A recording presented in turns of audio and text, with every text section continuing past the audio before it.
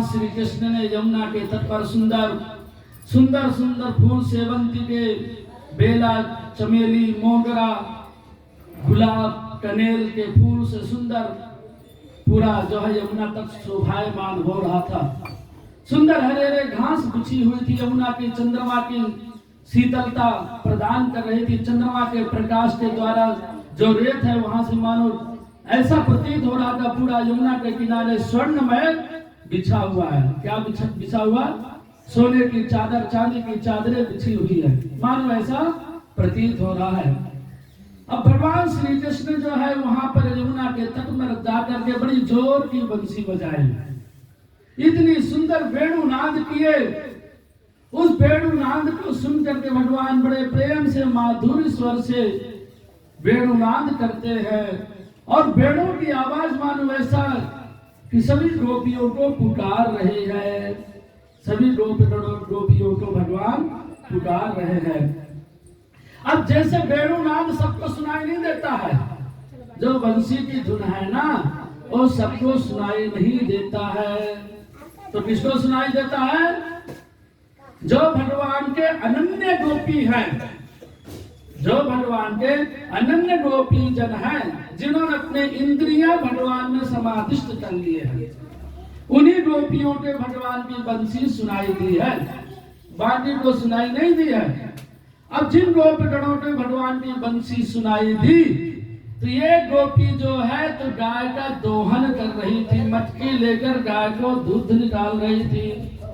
जब मटकी लेकर गाय का दूध निकाली, जैसे भगवान की बंसी सुनी भैया, जैसे भगवान की बंसी सुनी तो गोपी मटकी वहीं का वहीं फेंकी और दौड़ से झटपट यमुना के तट में पहुंच गई। एक गोपी जो है तो आटा गूंथ रही थी। क्या गूंथ रही थी? रोटी बनाने के लिए आटा गूंथ रही थी। वह गोपी ने जैसे भगवान की बंसी की धुन सुनी, अपना सुध बुध खो गई, अपने आप को खो गई और यमुना तट में पहुंच गई। एक गोपी अपने छोटे नन्हे मुन्ने बच्चे को स्तनपान करा रही थी। जैसे भगवान की वेणुनाद सुनती है, वह गोपी जो है वहां से निकल पड़ती है। मतलब जो जिस अवस्था में था, जो गोपी जिस अवस्था में थे, अपने सुध-बुध आपा खो करके वह वहां पर पहुंचने लगी। एक गोपी जो एक तरफ काजल लगाई थी, दूसरे तरफ काजल लगाना ही भूल गई, गोपी की धुन में वह भी चल पड़ी। एक गोपी अपने पति को भोजन करा रही थी, पति भोजन करने बैठे, थाली परोसी और इतने में धुन की आवाज कानों में पड़ी, वह वहां से दौड़ के चल पड़ी। सभी ब्रजवासी बोल रहे, गोपियों को हो क्या गया, बौरा गई है क्या, पगला गई है क्या? लेकिन कभी कभी आदमी बोलता शायद जरूरी काम से गई होगी, जाने दो, डू नॉट डिस्टर्ब, डिस्टर्ब नहीं करते हैं, ऐसा होता है कि नहीं? तो सभी भगवान की माया थी, जो जिस अवस्था में गोपी थी, कोई आधा कपड़ा पहनी, आधा कपड़े पहनी भगी वहां से, अपने आप को विह्वल हो गई। जैसे कोई प्रेमी प्रेमिका से बिछुड़ जाता है, जैसे किसी का पति यदि 5 साल से पता न चले, अचानक बोल दे कि फलाना राम मंदिर के जगह तुम्हारा पति खड़ा है, तो उसके मन में क्या विरह उठेगी? वो श्रृंगार करती हुई बैठेगी कि वहां दौड़ के भाग के जाएगी पति से मिलने, कि सजते में बैठे रहेगी। ऐसे गोपियों की मानव की दशा हो गई। और सभी गोपियां जो जिस अवस्था में पहुंची, वहां पे सायं सत्रता चंद्रमा की पूर्ण छठा पूर्णमासी को पूरा बिखरा हुआ था। चार चंद्र की चंचल किरणें खेल रही यवन और अंबर तल में। अब जैसे गोपियों को भगवान ने देखा तो हाथ जोड़ा, स्वागतम वो महाभागा। अहो गोपी, आपका स्वागत है, आप लोग का स्वागत है। और आप सभी दीन अवस्था में कैसे यहाँ पहुंच गए?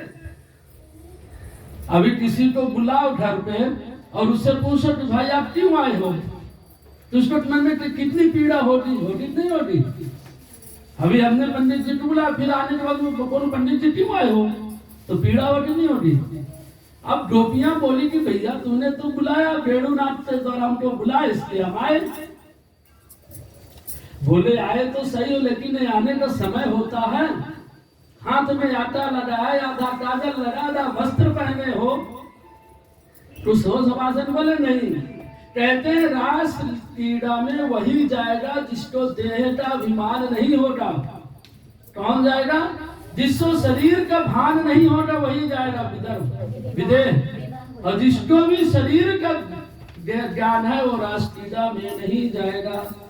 तो रासक्रीड़ा कोई स्त्री पुरुष का नहीं है, रासक्रीड़ा कोई स्त्री पुरुष का नहीं, वो परमात्मा का आत्मा परमात्मा का मिलन है।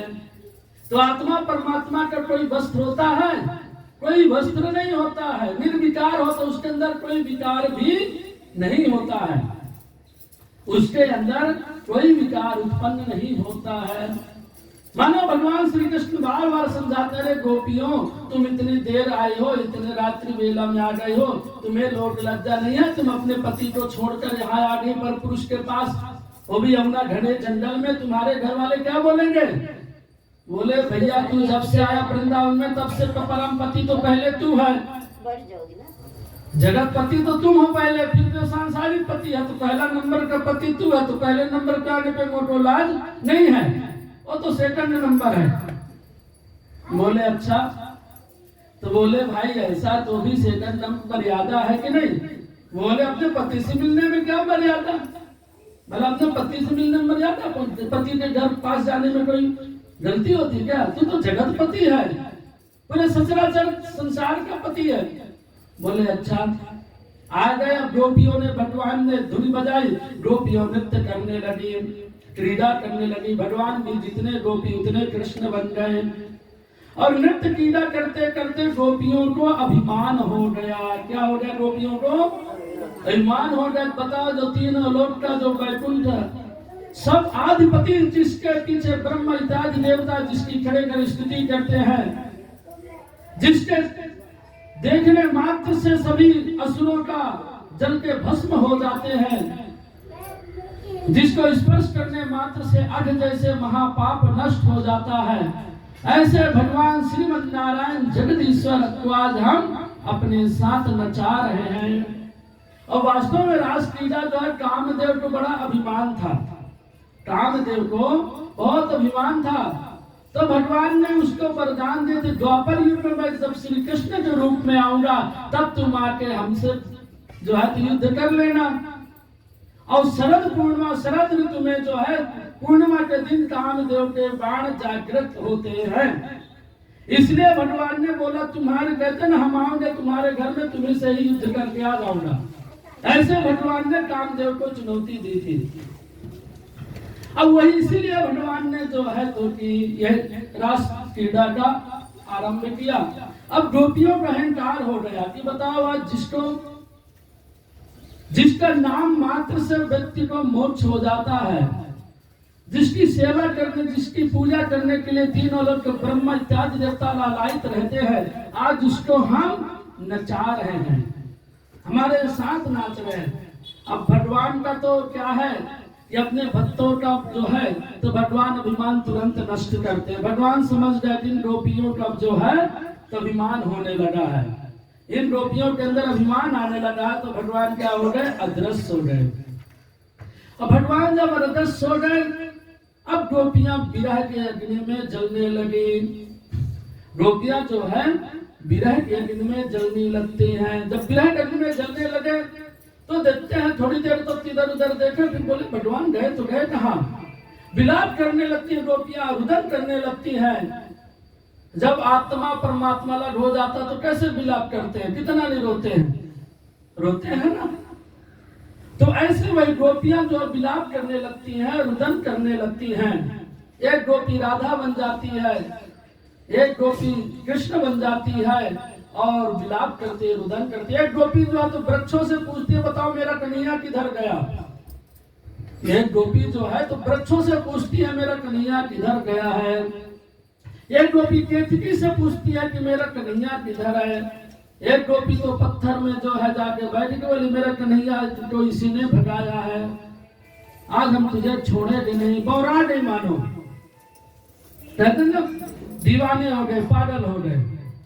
ऐसी गोपी, एक गोपी देखती है कि किसी की पदचिन्ह बनी हुई किसी स्त्री की, तो एक गोपी बोलती है कि हमारे कन्हैया को कोई अपहरण करके ले गया है। उसी पदचिन्ह के पीछे पीछे वह दौड़ती गई गोपी। एक गोपी बोलती है तुलसी के जाके पास पूछती है तुलसी से कि अरे तू तुलसी, तू तो 24 घंटा भगवान के पास रहती है, तुझे पता होगा ना, बगैर तुलसी से पूजा भगवान की नहीं की जाती है। तो गोपी तुलसी के पास जाके पहुंचती, बोलती तुलसी मैया तुझे तो पता होगा मेरा कन्हैया किधर है, तू बता। बोली मैं नहीं जानती हूँ किधर है। ऐसे नाना प्रकार के भांति भांति के जो है तो पूछने पर भी जब भगवान का व्रता पता नहीं चलता है, गोपी खूब विलाप करती हैं।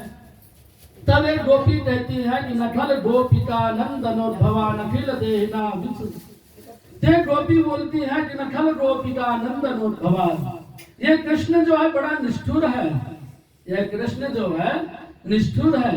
हमारे नंद बाबा इतने निष्ठुर नहीं है। नंद बाबा निष्ठुर थे क्या? बड़े उदार स्वभाव वाले थे, दयावान थे। नंद बाबा जो है बड़े उदार स्वभाव वाले थे, दयावान थे।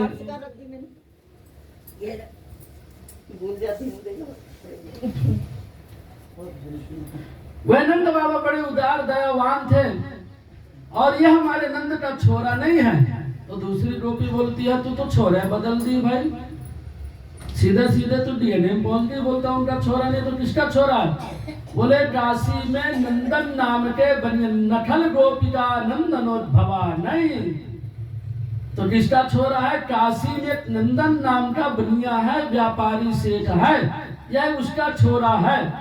बोले अच्छा, तो बोले उससे छोरा क्या लेना देना?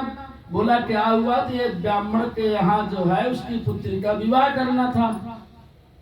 एक ब्राह्मण को अपनी पुत्री का विवाह करना था। ब्राह्मणों का प्राय धन टिकता नहीं है, आता भी है जाता भी है। लक्ष्मी जी ने अब श्राप दिया है, तो ब्राह्मण को जो है अपनी पुत्री का विवाह करना था। तो दूसरे पंडित जी को जजमान था नंदन, बोले ऐसा कर मेरा जजमान बड़ा धनवान है, सेठ है, और वास्तव में पहले के सेठ साहूकार बड़ी सेवा करते थे। हम अपने घर की बात बताते, बहुत दूर की बात नहीं बताते, हमारे आंखों का देखा हुआ। हमारे परिवार में एक कन्या थी और थोड़ा धन का अभाव था उस समय, क्योंकि ब्राह्मण लोग चार्ज अपना नहीं बोलते थे। आजकल तो जाओ तो पहले चार्ज लिखा रहता है हर मंदिरों में। तो वह कन्या थी, लेकिन विवाह के लिए कुछ धन था नहीं, संचित धन नहीं था। तो हमारे एक जजमान थे रामचंद्र चतुर्वेदी, मुंबा देवी में पुजारी थे बहुत सालों तक। जब उनको पता चला कि हमारे जो पौरोहित की पुत्री का शादी है, तो उन्होंने जो है तो बहुत सारा धन इत्यादि की व्यवस्था किया। और हमारे घर से, हमारे बड़े पिताजी के घर से सिर्फ एक लोट जल की व्यवस्था हुई थी बस। बाकी पूरा जो है तो सेठ थे, वैश्य थे, उनका जो है तो मोटर कार इत्यादि का बिजनेस था। उन्होंने और रामचंद्र चतुर्वेदी जी ने मिलकर पूरा विवाह का खर्चा उठा लिया। तो पहले ऐसे दयालु सेठ भी होते थे, बड़ी सेवा करते थे ब्राह्मणों की। तो वह पंडित जी बोले कि भाई मेरा ये सेठ है नंदन नाम के, वो ब्राह्मणों की बहुत सेवा करते हैं और आप वहीं पे चले जाओ, शायद आपकी पुत्री की भी सहायता कर दे। बोले अच्छा। पंडित जी बड़ी प्रसन्नता हुई, थोड़ी सी मन में आशा जगी, और आशा जगी तो आशा लेकर सेठ जी के यहाँ पहुंच गए, उस नंदन नाम जी के सेठ के यहाँ पहुंच गए।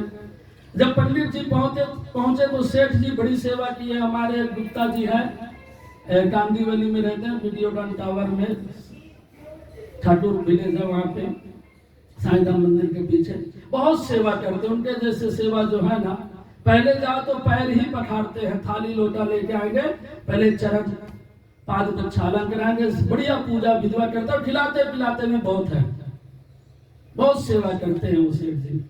तो जैसे पंडित जी पहुंचे तो सेठ जी ने बहुत बढ़िया सेवा की, उनका चटाचट बढ़िया पाद प्रक्षालन हुआ, भोजन इत्यादि कराए, माला ओला से सुशोभित करण किया गया।